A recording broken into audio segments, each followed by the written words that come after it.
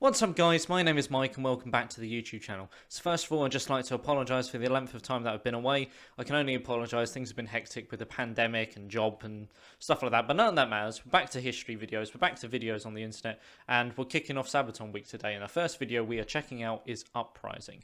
But before any of that, I'd just like to thank all of you that have stood by me through the months I haven't been here. I've been reading the comments and some of them have been really nice, and also, I just hope that all of you are doing well in your lives, whether that be for the pandemic, your jobs, whatever. I hope all of you are doing well. And please, if you want to give yourselves an update in the comments, then please do. Without further ado, let's kick off Sabaton week with Uprising. So as always, the link to the original video will be in the description. And what I'll try and do is what I've done with the others. I've got subtitles on. I will let the video and the music play. And then I'll try and fill in the gaps where I can. So straight from the title, Uprising. This could be anything. I think I have heard that it's about the Polish uprising, which is one of two. It's either the Warsaw Ghetto in 1943, where Jewish people in the ghetto rose up and were essentially massacred. I think around 60,000 were either killed or sent off to the death camps for a token sum of Germans, only around 100 casualties the Germans suffered. Or it's about the one that's actually known as the Warsaw Uprising in 1944. I don't know which one yet though, so I'm just going to let the video play and I'm going to dive into it.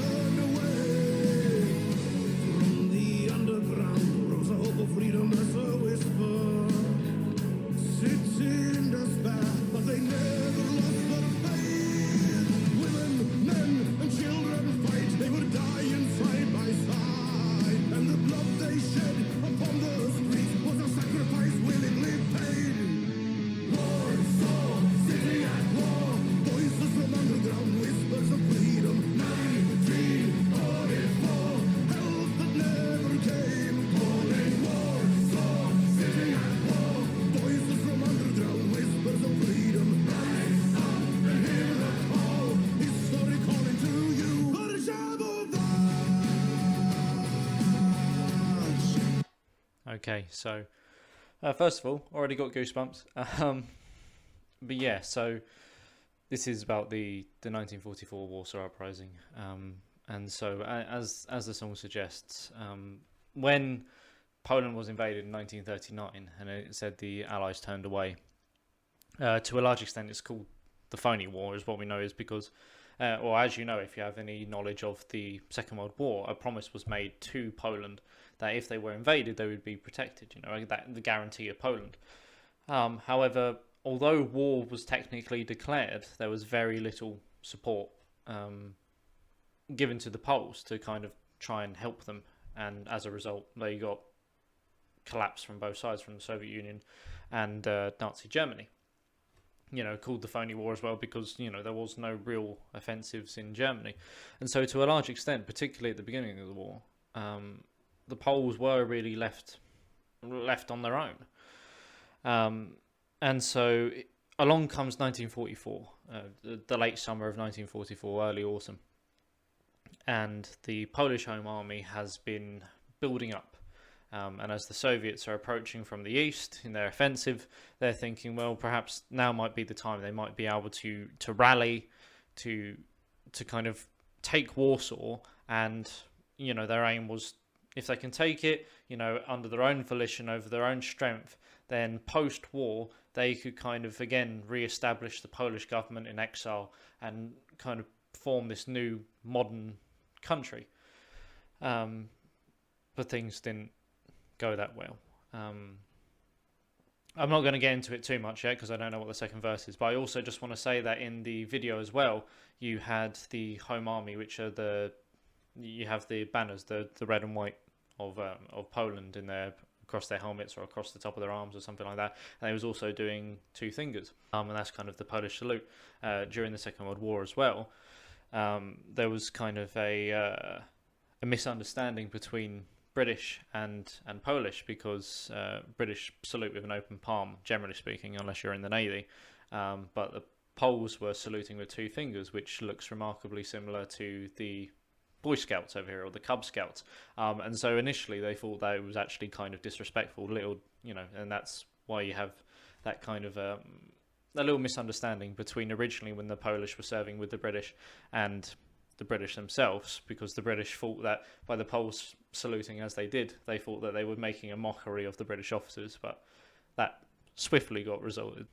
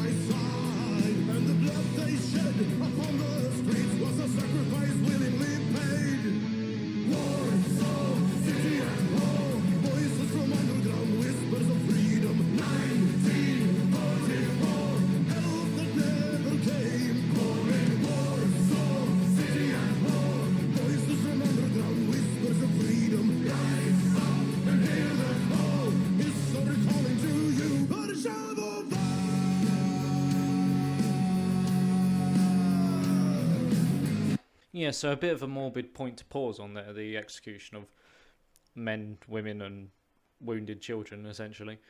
While morbid is what happened, because as the uprising was taking full swing, Himmler gave the order that the Wehrmacht should essentially sweep house to house and fire on anyone, whether that be elderly, men, women, children, didn't matter.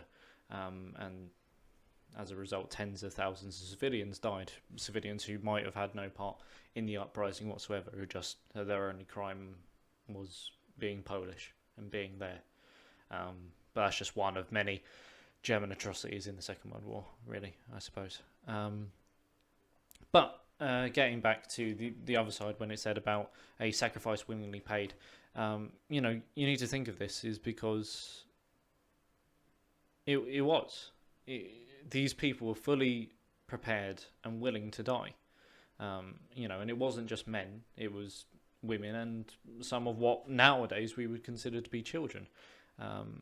Boy Scouts, for example. Boy Scouts played a big role in the uprising.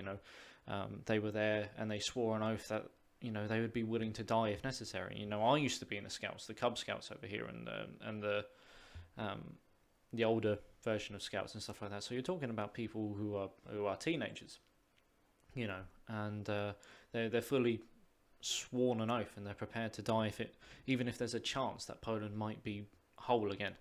And that's something to think about. And as well, and I want to stress this point as well, because I feel like the French resistance gets a whole lot of cover and a whole lot of kind of credit, and rightly so. They played a vital role, particularly in D-Days and things like this, the information gathering. It can't be understated. But I feel like there's also a lot that doesn't get spoken about the lesser known kind of underground groups and resistance groups. I'm talking about like the Norwegian underground, the Belgian and the Dutch undergrounds. You've got the Czechs, the Polish Home Army. You've got the partisans in Greece and in Yugoslavia and stuff like that. They all played vital roles, and yet I feel like none of them really get the credit that they actually properly deserve. This wasn't just a soldiers' war. In a lot of cases, the people working for these undergrounds weren't soldiers. The Polish Home Army, although it's called the Home Army, yes, there were still sizable portions of what used to be the Polish military, but a large number of them were just people.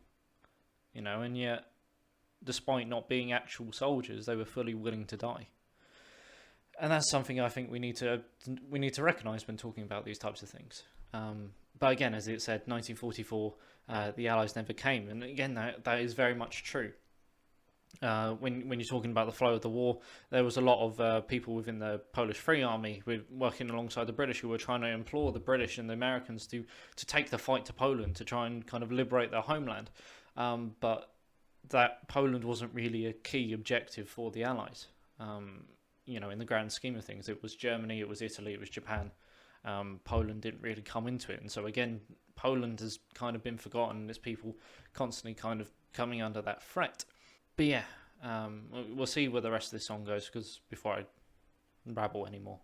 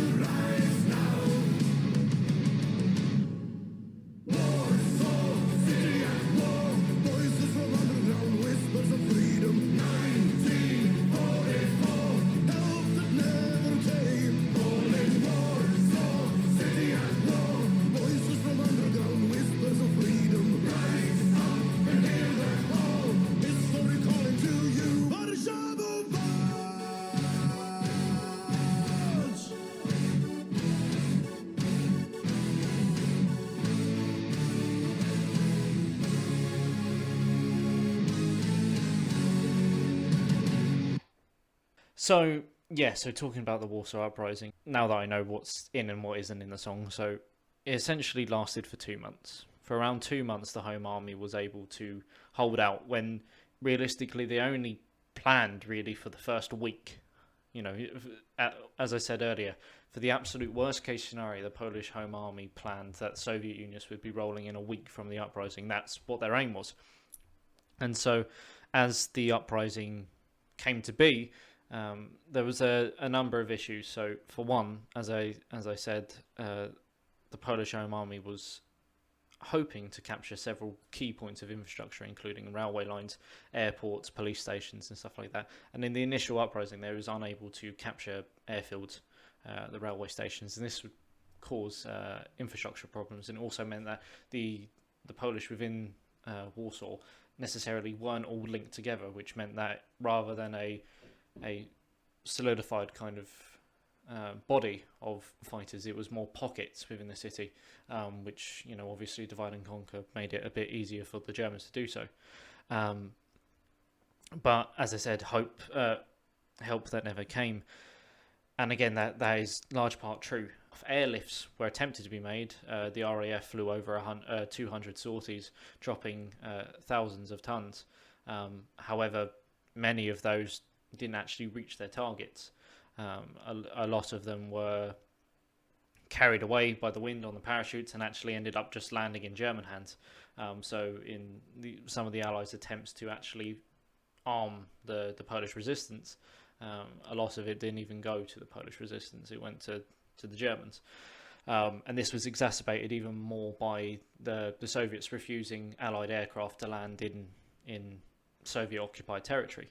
As a result, it meant that there were fewer sorties, and it meant that the Allied planes dropping what little they did weren't able to fly at full capacity, because obviously they had to have enough fuel for the round trip back home, rather than if they were allowed to land in the Soviet Union, they could potentially have flown with a full load, dropped it and refueled in the Soviet Union before coming back. Would that have made a difference? Who knows? But the other thing that I said as well is there was no outside help beyond one man, essentially, and that was Berling. Not Berlin the city, but Berling, Berling, and he was a Polish general, and he was kind of part of the Polish First Army who were serving in the Soviet Army. And essentially his troops were the only ones to actually offer aid to the uprising, under a limited amount of Soviet artillery fire. Berling's Polish troops attempted to cross the Vistula and aid in the uprising, but due to the Soviet cover being so poor, his men got absolutely torn to pieces. And those that actually were able to land on the other side of the banks tried to dig in and was awaiting more Soviet kind of landings to happen on the shores. None ended up coming. A couple more of the Polish First Army actually arrived again, but there was no Soviet troops coming over, and I think it's the estimates are that Berlin committed around 6,000 Poles to attempting to aid the Home Army in the Warsaw Uprising, of which only 500 would actually be in some fighting capacity. So over 5,500 were either outright killed, captured, or wounded, or missing. But missing could be any one of the three. So that's the thing, and there's a lot of speculation why. It is no doubt what the Allies done, the Western Allies done, was not enough. There was very little air cover. Because all the while the Warsaw Uprising was absolutely being torn to pieces from the air, of which there was no Soviet Air Force up, and there was no Allied Air Force really intercepting these fighters. So what the fighters inside Warsaw could do is they could fight to some extent against armour, they could fight against infantry and house to house, but they couldn't really do anything about the aircraft. That was completely beyond their control, and they had no help. The Allies, as I said, what little airlifts they actually carried out, most of it didn't actually land there. And there's a lot of historians point to the Soviet Union being a major block as well in why the Warsaw Uprising failed. For one, it didn't suit Stalin at all to aid in the uprising.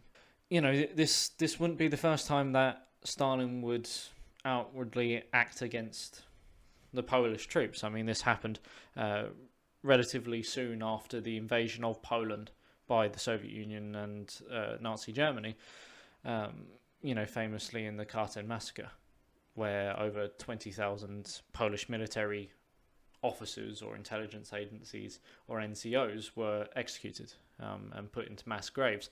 And for decades the Soviets blamed Nazi Germany as the holder of the people responsible for this atrocity, when in reality it wasn't until the 1990s when the Soviet government itself actually came out and they condemned the NKVD for their actions.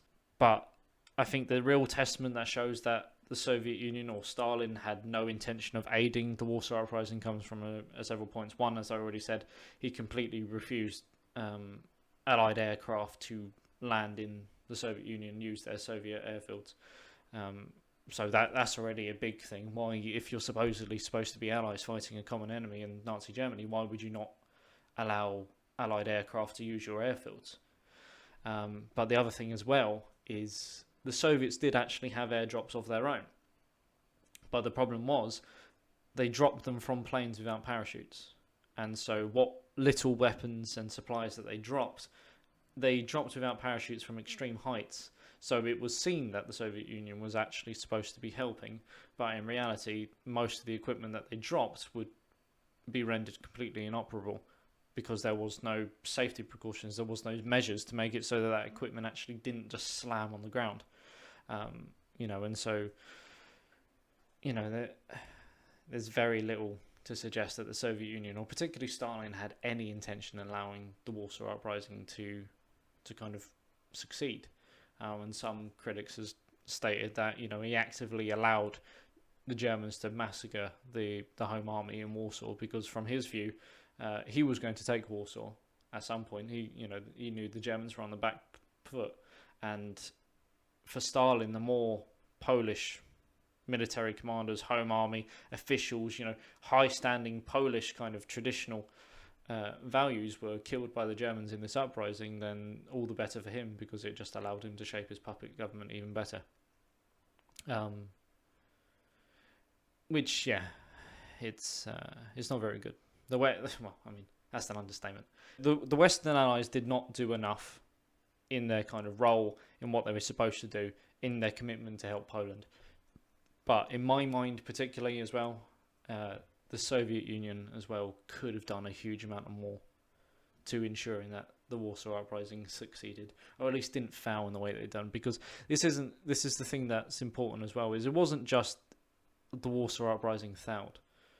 Much like Operation Anthropoid, when they assassinated the Butcher of Prague, after the Warsaw Uprising, civilian repercussions were extreme. You know, there's estimates of hundreds of thousands of Polish civilians either being executed on the spot or sent to the various death camps or hard enforced labour camps where they would die. You know, it wasn't just the people either, it was the city. I think they said estimates are around 80 to 90,000% of Warsaw ceased to exist after the Warsaw Uprising on orders of Himmler, who ordered it to essentially be, you know, deleted, you know, wiped from the map. You know, and this is a city that has stood for centuries, and yet it was wiped almost entirely from existence. So that was a bit of a morbid one. Apologies for that.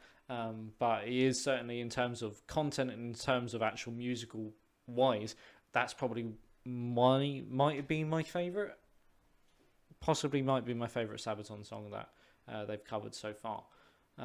But as always, the link to the video will be in the description below. Share any recommendations or any feedback in the comment section below, or any information that I've missed out, because remember, I'm not a complete expert in all of this. I'm willing to learn just as much as you guys are here, and so if there's anything that I missed out or any interesting tidbits, then please fill me in below. But otherwise, thank you very much for watching, and I hope you see you next time. Bye bye.